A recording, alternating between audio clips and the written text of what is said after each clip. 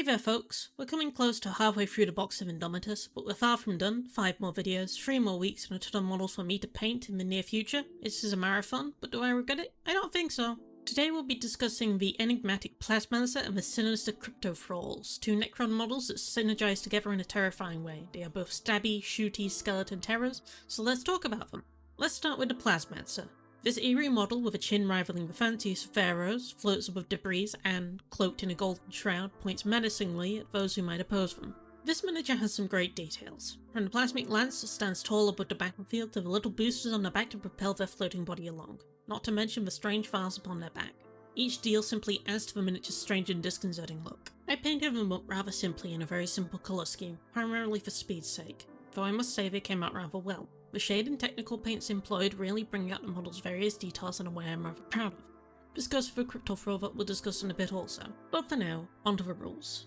Far from the most durable unit on the battlefield, this Plasmancer still has some elements in their stat line going for them, with strength, toughness and wounds of 4, 1 attack, a save of 4+, and a ballistic and weapon skill of 3+, they certainly have a potential to hold their own in small fights, if lacking for longer battles. They are, however, more of a support unit, so it makes sense they will be lacking when it comes to close combat. Their plasmic lance offers both shooting and melee potential, with an 18-inch range, D3 assault shots, strength 7, AP -3, damage 2. Its shooting potential provides a lot of prospective damage if you can get the rolls right.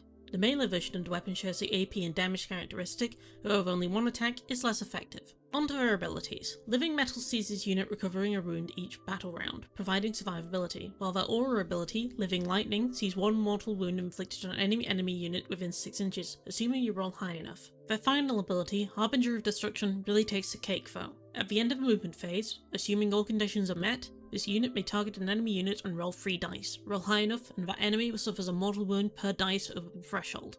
Similar to Smite without perils of a warp, it's sure to shock your opponent. Onto the Cryptothrall. These melee monsters on the battlefield want to do nothing more to protect their cryptech leaders, and get stuck into some tasty fighting. Known as murder buckets by some for their murder bucket-like shape, I find these models a bit weird in style but enjoyable nonetheless. A unit of Cryptothralls include 2 of the stabby fellows, though I've only painted 1 for this demonstration. With 4+ ballistic and weapon skill, strength and toughness of 5, wounds of 2, attacks of 3 and a save of 3+, they are nothing to be scoffed at, though their abilities are where they really start to shine. Their weapons consist of a Scouring Eye, a pistol 2 weapon that grants reasonable mid-range and point-blank firepower, where their scythe limbs provide AP -1 damage, 1 potential. Nothing too drastic, but we'll be seeing their full potential in just a moment. Firstly on their abilities, Cryptothralls gain not only living metal, but reanimation protocols also, meaning that if one of them is killed on a high enough dice roll, they simply come back to unlife. How useful. Bound Creation sees them interacting with battle-forged armies in a way I don't quite understand. Essentially, you can have 1 Cryptothralls unit for each cryptech unit in a detachment, without having Cryptothralls take up a space in that detachment.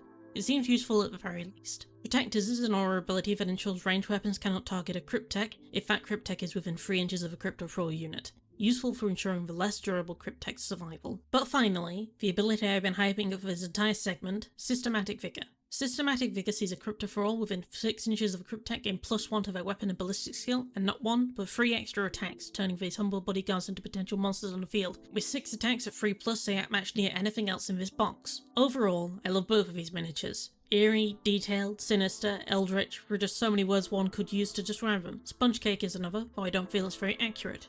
Anyway, next week we'll be covering more units from the Indomitus box, Marines and Necrons galore in fact. Pray for my painting hand if you will, it's going to be a gauntlet. Thanks for watching, subscribe if you want to, it really helps me out. I'll see you next time. Bye bye.